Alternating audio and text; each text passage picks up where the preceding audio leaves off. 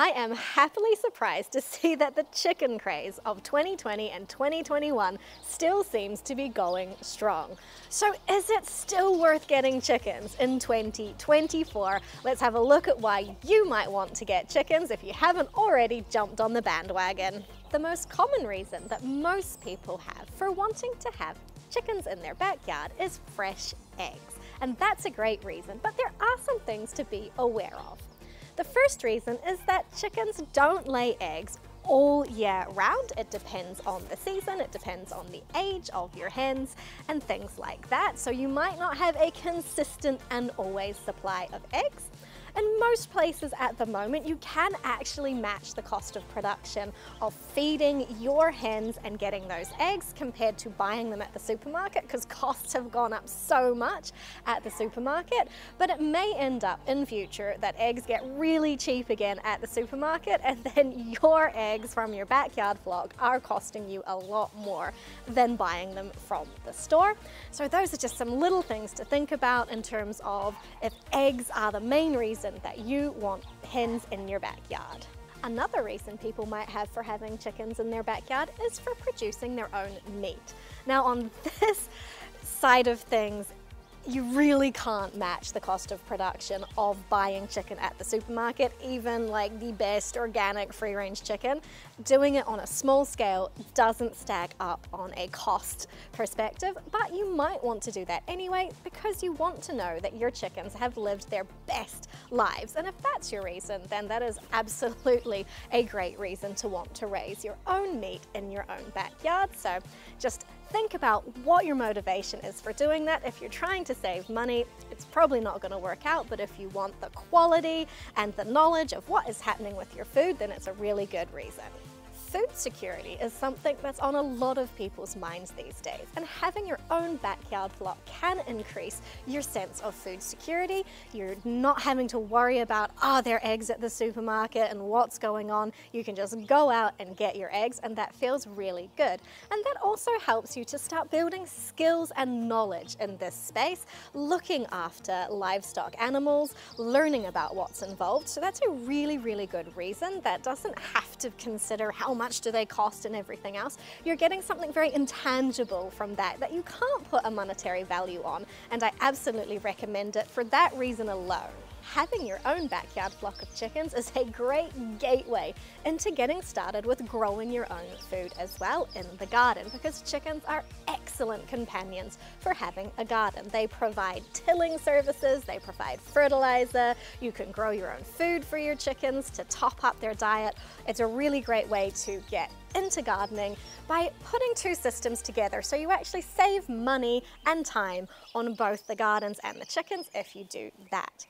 And if you have kids, having a flock of chickens is a great way for them to have experiences of looking after animals and learning a little bit about what is involved in producing food, so they can value food and the time and effort that it goes into making it. So it's not just like food comes from the supermarket, you're giving them a little picture of where food actually comes from.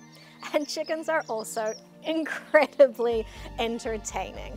I would keep my chickens just for their entertainment value, even if they didn't lay eggs or give me gardening services or anything else. They're just really amusing, and it's super fulfilling to go out and watch them living their little chicken lives.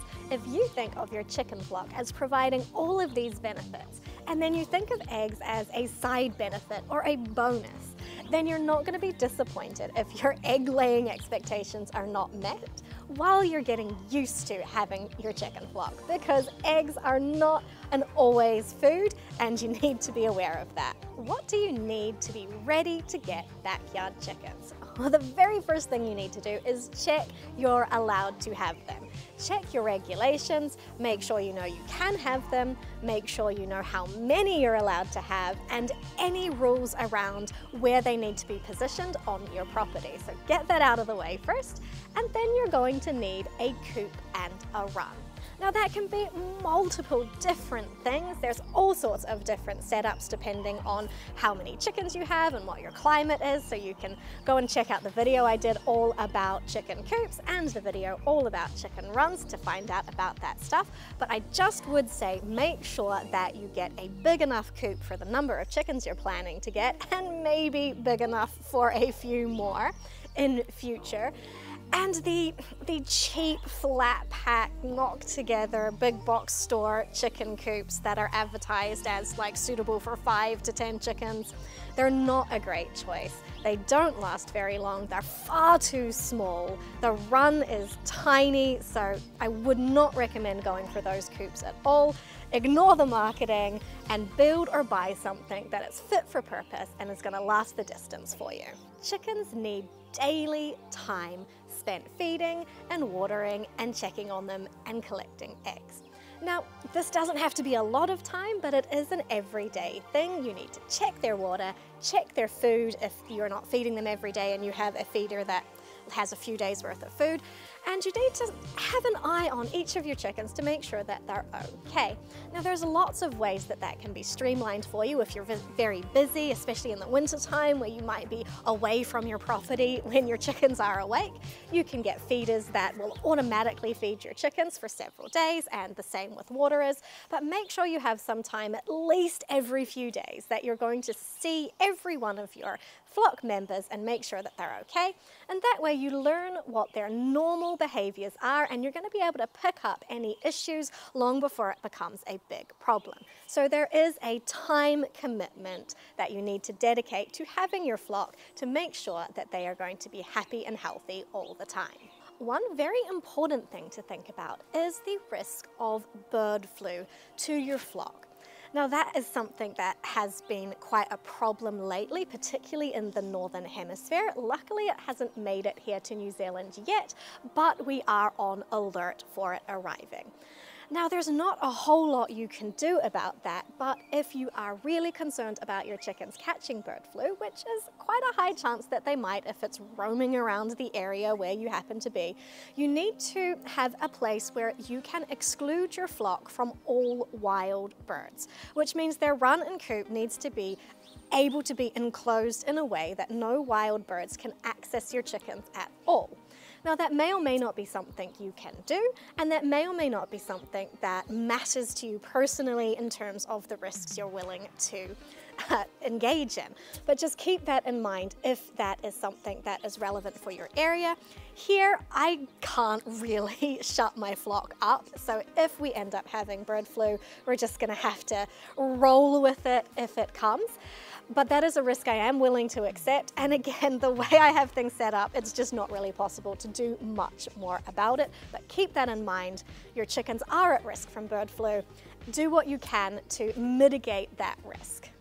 Now this one might sound a bit obvious, but you're going to have ongoing feed costs and ongoing having to organize to get your chicken feed. So make sure you know where you can get your chicken feed from, and that it is somewhere that's relatively convenient for you to get, and that you're organized enough with getting it so you buy it before you run out, so you're not scrambling on a weekend trying to find time to go and get more chicken food.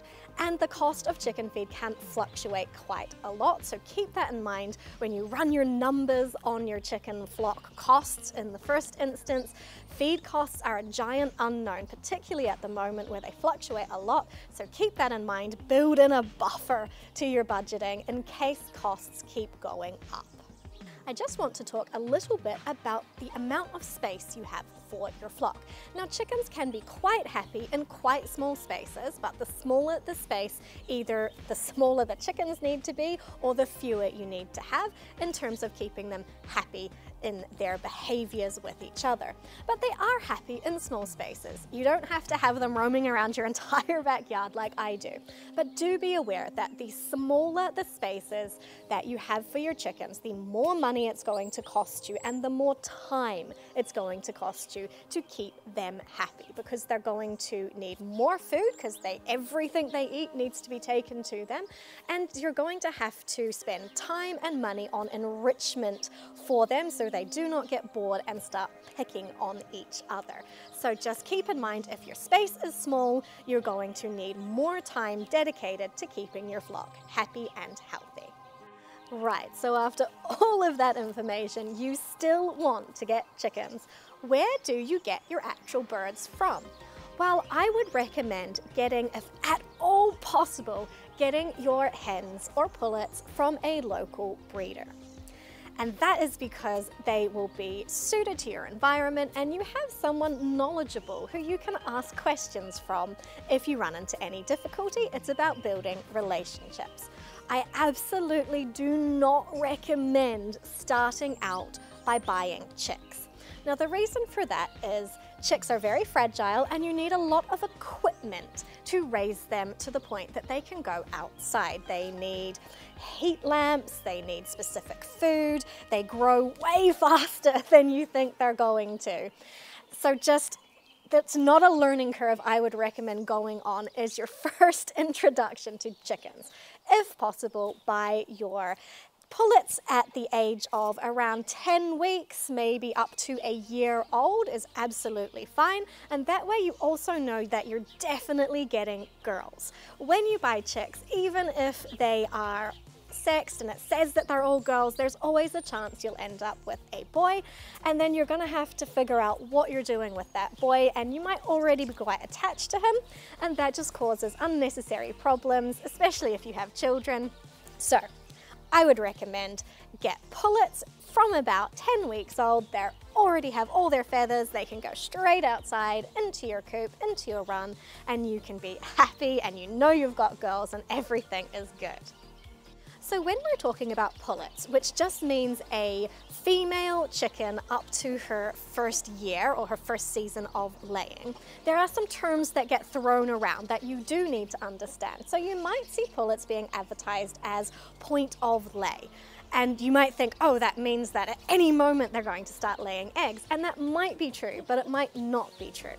So a pullet will start laying anywhere from between 5 months old and about 8 months old, depending on her breed, but particularly depending on the month of the year that she was hatched.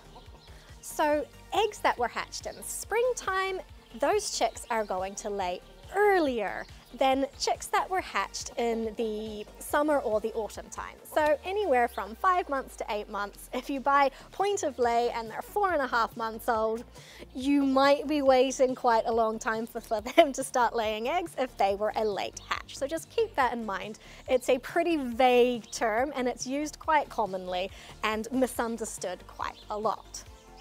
My final recommendation on getting your hens is try to leave yourself some space to get some at a later date. And the reason for that is so that all of your hens are not the exact same age, because chickens do not lay forever.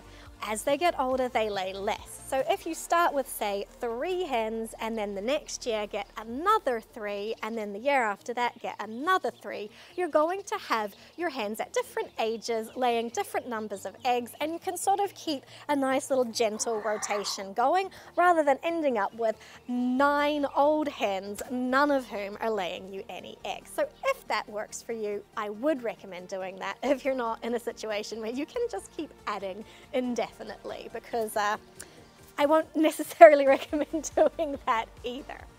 So chickens are great. You absolutely can get started in 2024. The craze is still ongoing. There are plenty of birds available. They might be a little higher in price than they used to be 5 years ago, but it is worth it in my opinion. If you have any questions, feel free to just ask them in the comments below, but I can't stress enough, chickens are marvelous. Absolutely go out and get yourself some.